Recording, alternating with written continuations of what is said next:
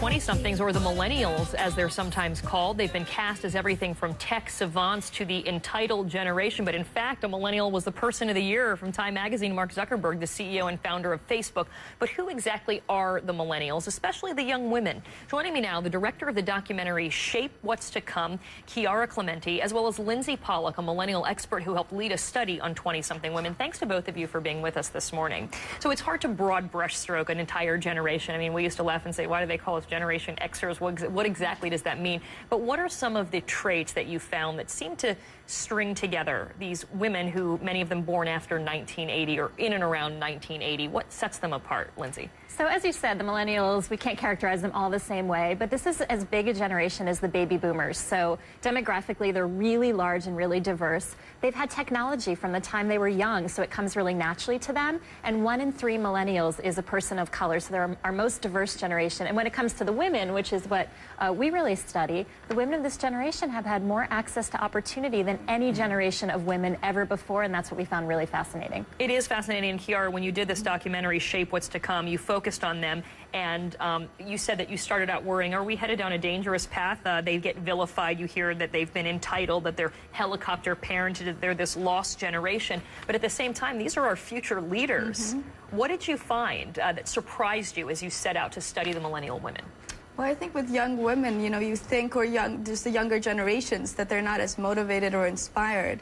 And these young women really blew me away. I mean, their determination, their focus, their passion, and really this idea that they had a calling to make a difference, to change the world. And there was never a question, there was never a big ego about it. It's just what they had to do.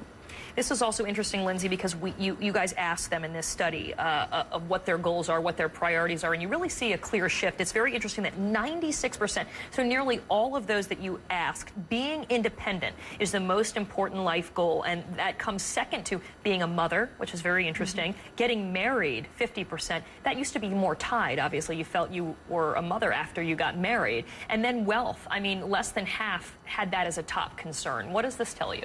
So it didn't mean that they didn't want to get married or they didn't want to have kids or amass wealth. It was just that they wanted to do it in their own time. And we started to dug deeper and said, what does it mean to be independent? They said, it means I want to shape my own future. I don't want to necessarily hit certain milestones by a certain age. I want to do things in the way I want to do them. And if I want to change the world, I'm going to do that too. And that confidence was really inspiring, as well as the independence. That's also something, Kiara, that they've been knocked for, that, when we look at young people in the workforce and in the workplace, they're more likely to feel entitled. And again, we're speaking in generalities, but right. I mean, the older generations, it was you kept your head down, you worked hard, you worked your way up, you didn't ask for a raise, you just sort of, listened to your supervisor, and authority was always right. This is not a generation that ascribes to any of those rules.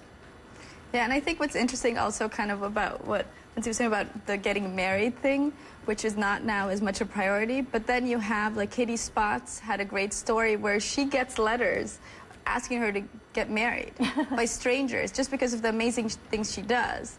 So I thought that showed something so wonderful, that, this really strong, powerful, very young woman is seen in that way, even though she's doing these things, which I think was different. And that is, you bring up an interesting point, Lindsey, that they're growing up and coming of age with millennial men who don't necessarily have the same rigid gender roles that we saw in past generations. And so I think it is interesting that when I asked, some of our 20-something, production assistants and producers here, what's different? It's that they didn't necessarily feel the pressure of us 30-somethings about needing to decide or trying somehow to be a super mom to juggle it all. They say, well, I'm going to have a partner. He's going to help me 50-50. I don't know what you 30-somethings are always stressing about. Yeah, it's a great development. It's saying that everybody is different, whether you're male or female, and you want to achieve what's important to you. And I love that the members of this generation are wanting to work together and not feeling like the genders have to be separate and on two different paths. Well, they're certainly inheriting a lot of problems, a huge debt deficit, etc. So more power to them. And we're going to link up more on the study to our website as well. Lindsey Pollak and Kiara Clemente, thanks to both of you for joining us.